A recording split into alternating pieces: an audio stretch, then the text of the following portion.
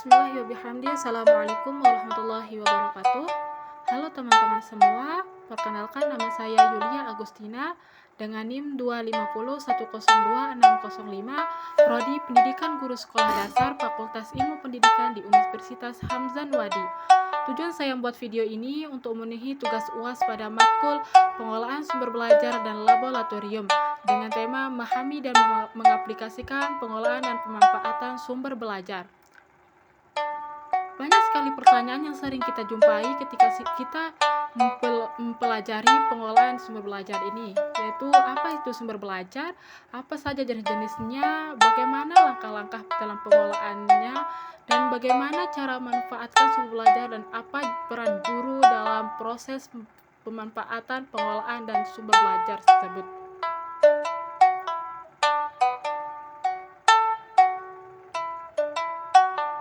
Mari kita bahas satu persatu.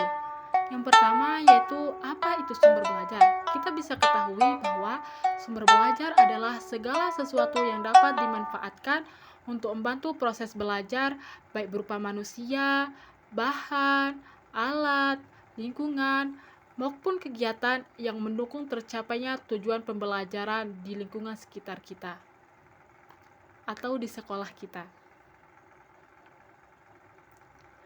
Kita juga mengetahui bahwa sumber belajar merupakan komponen yang sangat penting dalam proses pembelajaran.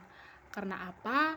Karena sumber belajar berfungsi sebagai sarana untuk membantu peserta didik memperoleh pengetahuan, keterampilan, dan juga sikap yang baik ketika berinteraksi dengan sosial dengan teman-teman yang ada di sekitarnya maupun masyarakat.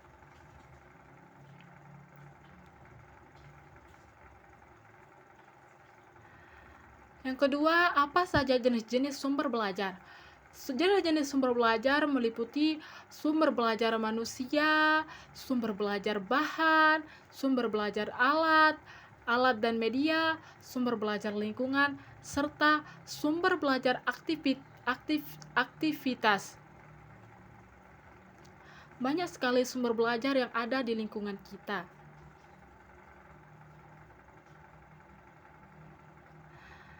Dan yang ketiga itu bagaimana sih langkah-langkah pengolahan sumber belajar? Pengelolaan sumber belajar merupakan proses perencanaan, pengorganisasian, pemanfaatan, dan evaluasi sumber belajar agar dapat digunakan secara optimal dalam pembelajaran,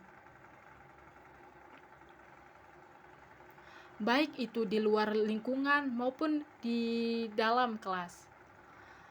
Bagaimana sih cara pemanfaatan sumber belajar tersebut? Pemanfaatan sumber belajar harus disesuaikan dengan karakteristik peserta didik, materi pembelajarannya, serta kondisi lingkungan saat belajar. Guru dituntut untuk kreatif dalam mengintegrasikan berbagai sumber belajar agar pembelajaran menjadi lebih kontekstual dan bermakna. Misalnya pembelajaran IPA dan IPS. Apa sih peran guru dalam pengelolaan dan pemanfaatan sumber belajar?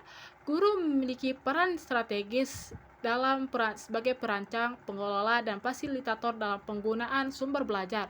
Guru juga harus mampu memilih sumber belajar yang sesuai, pengelolanya secara efektif, dan membimbing peserta didik dalam memanfaatkannya secara optimal.